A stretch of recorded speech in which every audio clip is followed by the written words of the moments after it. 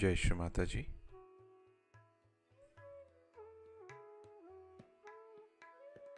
Let us all bow down to Shri Mataji, raise our Mother Kundalini and put Bandhan.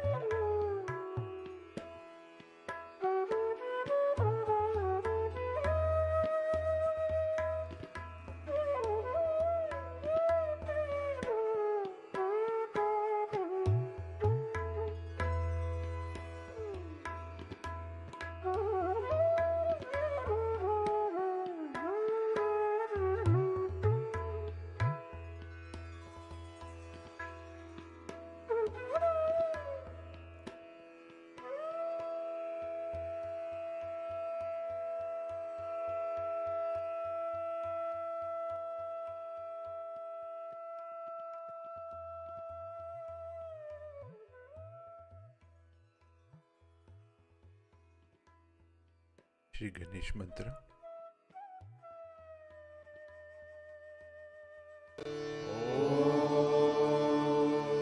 त्वमेव साक्षात् श्री गणेश साक्षात् श्री आदिशक्ति माताजी श्री निर्मला देवे नमो नमः।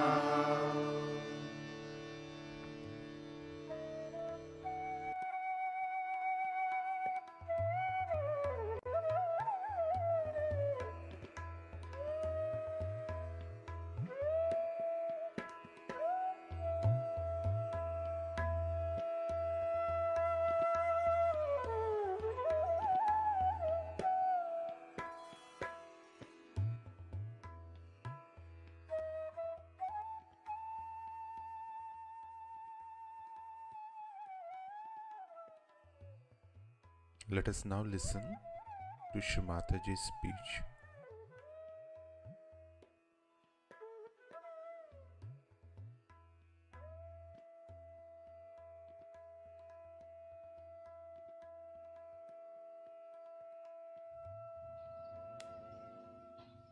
Today we have gathered here on the right occasion and very auspicious day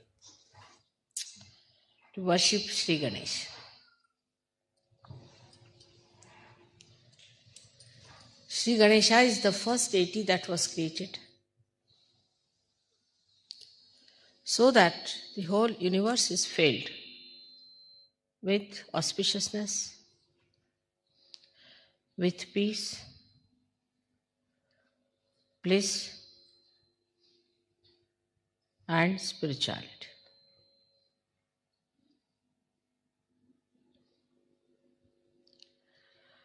He is the source.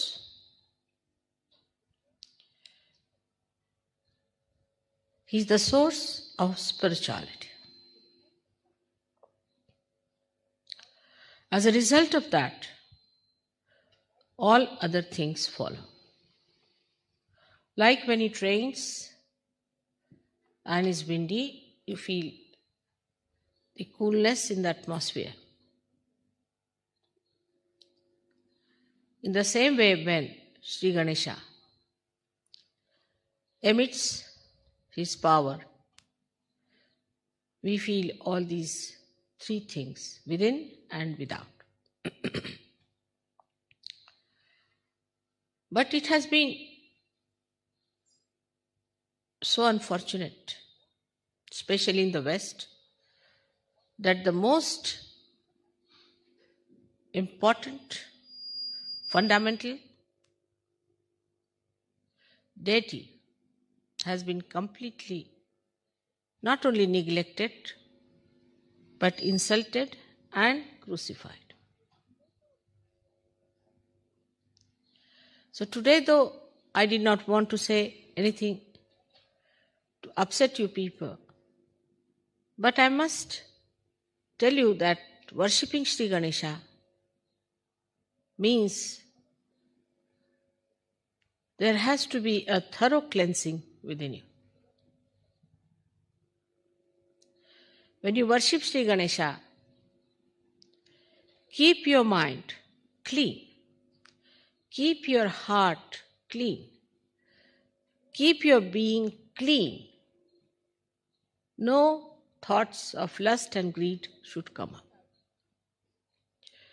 Actually, when the Kundalini rises, Ganesha had to be awakened within us. The innocence has to come up, which obliterates all such degrading ideas within us.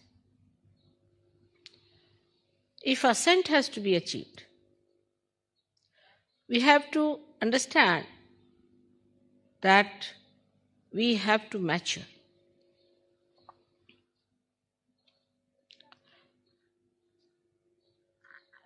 People are sick now.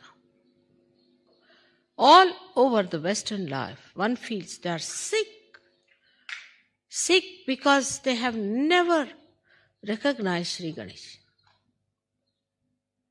If one Freud came, that doesn't mean that you should accept him. But you did. As if it was such an important thing to be done. There was nothing more important than that.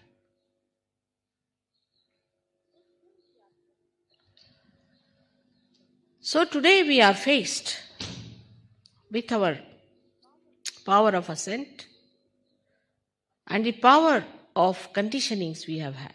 When Freud talked of conditioning, he didn't know he was putting another type of horrid conditionings on you. Terrible.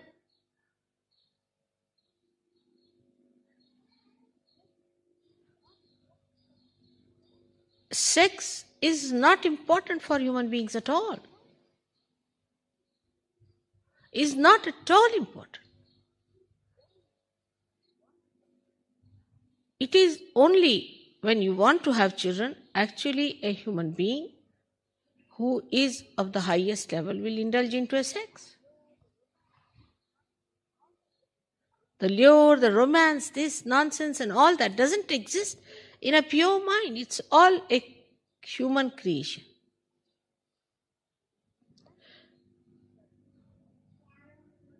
And this servility one has to that is so much surprising. It comes from a very low grading within us. It comes from the low-graded human beings.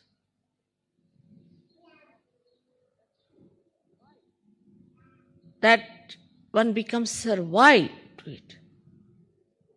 You should be the master of that. And today when I see around myself in the West, which is also a part and parcel of the same creation, so much of sickness that has come. I am really aghast. How to turn your attention now to the maturity of sex. When the sex matures, you become a father, a mother, and a pure personality.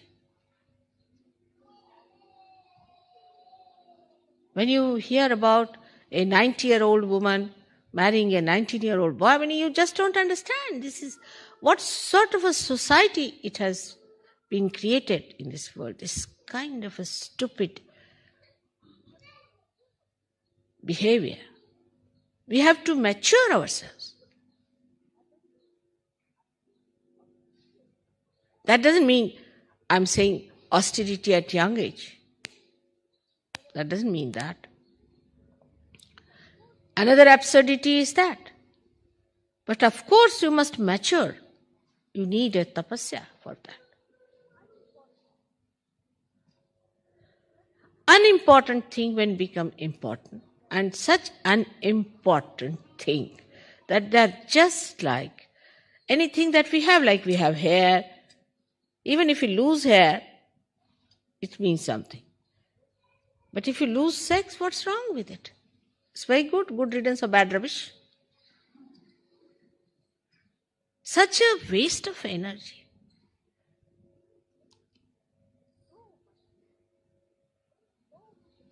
So much interest, so much of our precious attention, so much of auspiciousness spent in this kind of a nonsensical thing.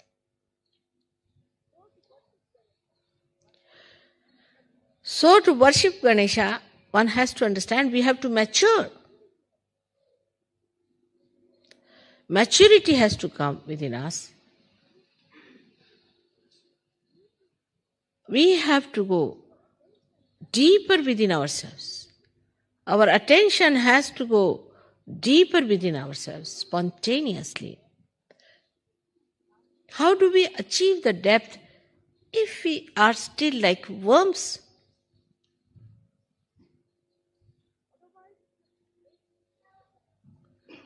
Otherwise, it's a great sort of a sacrifice or a pressure on people. These tags and these pressures have been very costly for you people. Very costly. You have paid through so much. You have gone through so much for what?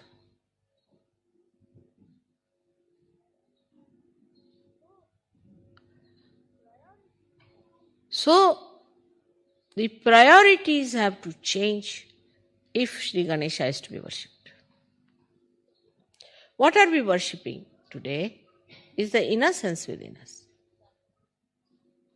We are worshipping that is auspicious, which is innocent. Innocence which is deep down within us, that's our character, that's our nature, that's what we are born with, is the basic of this whole creation, is the essence of this creation. So when matter becomes active, all right, reproduction starts, animal stage comes in, then comes the stage of human beings who are primitive, then comes the stage where human beings are developed, not the way what we understand of the developed world, horrible. I'll never call them developed by any chance at all. What is development is not outside. What is the within development one has to see. What have we grown inside?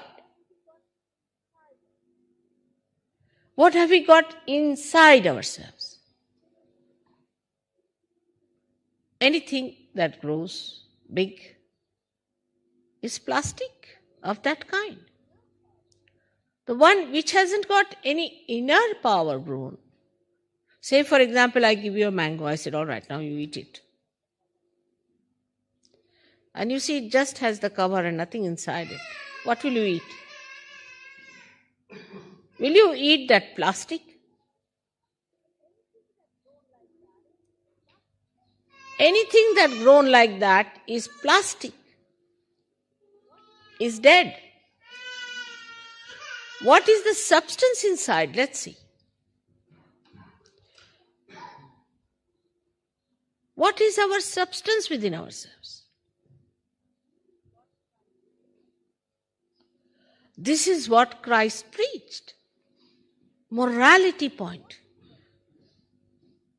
So important for him it was, because after dharma, which was a balance, where of course morality is very important, but it was necessary for Christ to talk of the innate, deeper morality, which is a part and parcel of our being. It is not just taught or told or frightened because there's a fear of God and wrath of God, but it should be your own innate light. That's why Christ talked about it. And the same Christ was used to demolish innocence.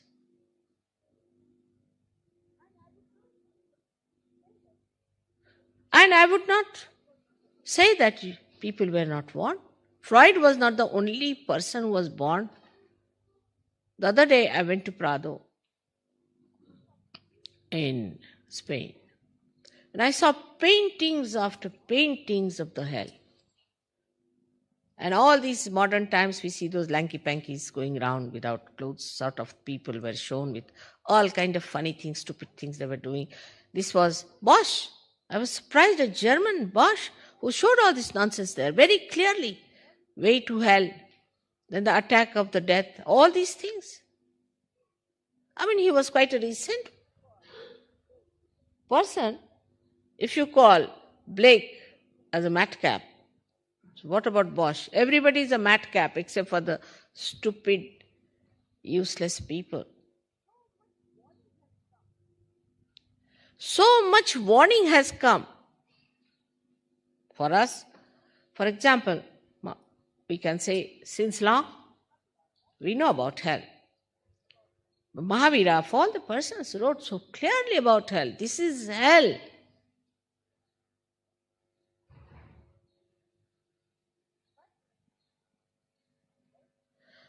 But in the West, the priorities are absolutely upside down.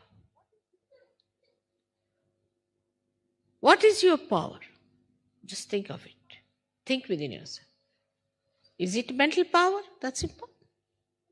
I have told you mental power has nothing to do, because it is just linear, it moves in one direction, falls off, comes back to you. It has no substance in it. It's just a mind projection, plastic. What is your emotional power? Emotions that you have takes you where? See, you have emotions, for even good emotions you have. Say, you love your wife very much. Where does it take you? There was a poet called Tulsidasa who loved his wife very much. She had gone to her mother's place. So he couldn't bear it and went to see her, and he climbed over to her balcony. And she got a fright. She said, "How did you climb?" He said, "You had put a rope there." She said, "No." They saw it was a big snake hanging. So she said, "The amount of love you have for me, if you have that for God, where will you be?"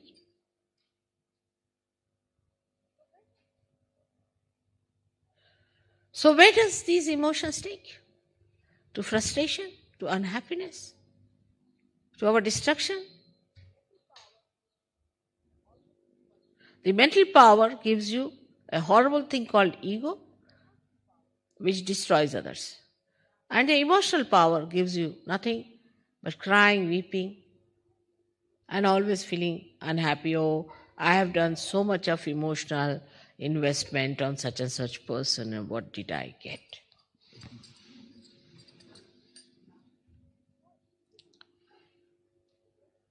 So it is not absolute, it's relative. Mentally you are zero if you cannot destroy others. Emotionally you are zero because you cannot overpower people with your emotions.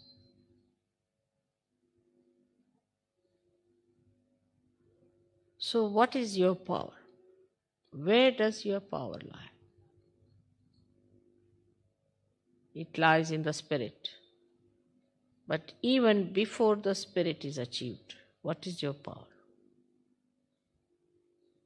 Is Kundalini? She is sleeping. Then what is your power?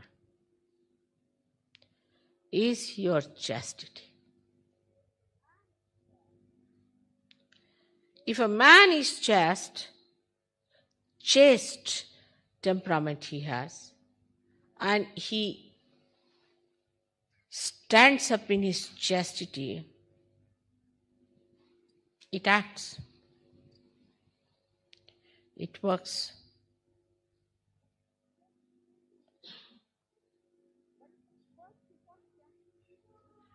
But first of all, chastity pays dividend in your good health. From the face of a person, you can say that this person is a chaste man. Like in our Shastras, they used to say, a saint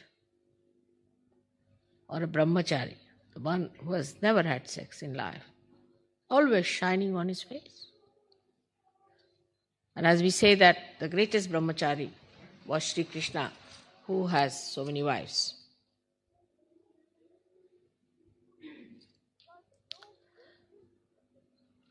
Because no wastage of energy, no wastage of attention is on that. So the whole energy is inside. I will say today, as I was coming by car, it was raining, it was windy, it was very cold, but we were in the car. Nothing affected us because we were quite warm inside the car ourselves. We passed through everything, nothing touched us, nothing bothered us. We came away, everything fine. How? Because we kept to our own vehicle. And the vehicle we have is our chastity.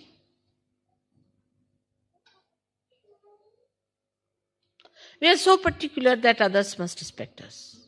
Others must give us homage. Otherwise we get into tempers. Did you respect yourself? Do you respect yourself?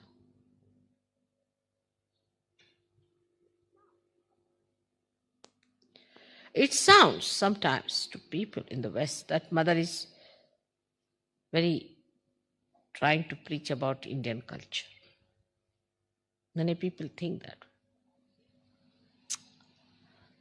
But I say that one has to learn science from the West, all right. One has to learn other things from the West. Aesthetics, of course. Paintings and art, maybe. Color schemes. But culture you better learn from Indians.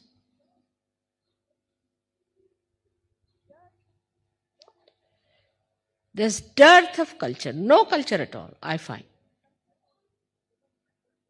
What is this culture where a woman is supposed to expose her body? It's a prostitute's culture. Simple as that. Face it up.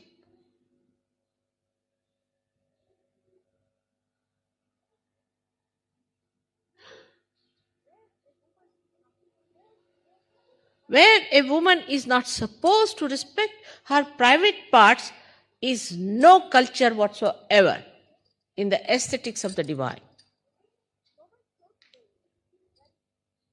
So much so today that they are making a film showing Mary to be a prostitute. I mean, this is where you have ended up. In India, even if you say this, they'll beat you nicely. Anyone, whether Muslim, Hindu, Christian. I mean, it's shocking to hear that the way they talk about Christ here. I mean, to an Indian it gives a shock. How can you talk? Because once you give up your chastity, you cannot understand that there can be someone who is absolutely chaste. For a thief, everybody is a thief.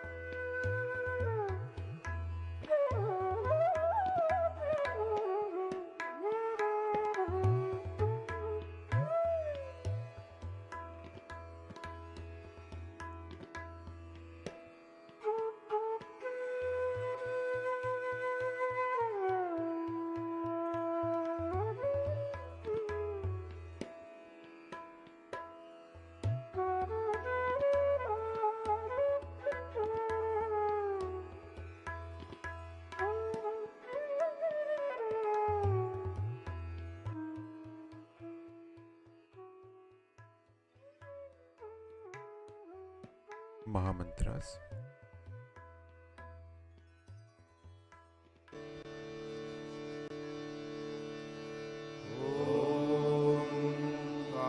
त्वमेव साक्षात् श्री महालक्ष्मी महासरस्वती महाकाली त्रिगुणात्मिका कुण्डलिनी साक्षात् श्री आदिशक्ति माताजी श्री निर्मला देव्यै नमो नमः। ॐ त्वमेव साक्षात् श्री कल्की साक्षात् श्री आदिशक्ति माताजी श्री निर्मला देव्यै नमो नमः। ॐ त्वमेव साक्षात् श्री कल्की साक्षात् श्री सहस्रार स्वामिनी मोक्षप्रदायिनी माताजी श्री निर्मला देव्यै नमो नमः।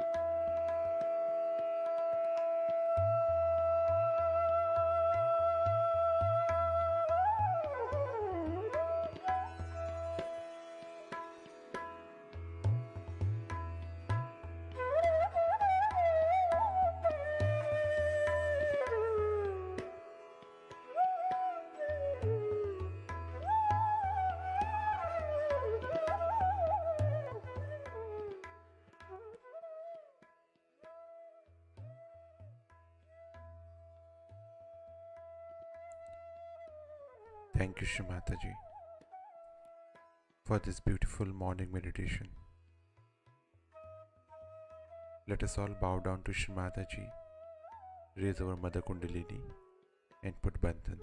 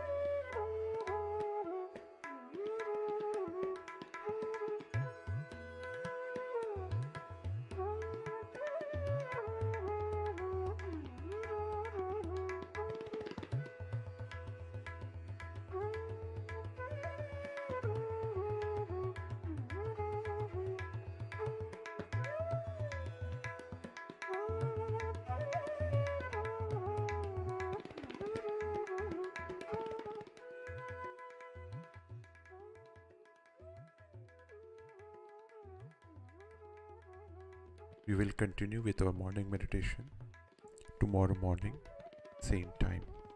Jai Shri Mataji.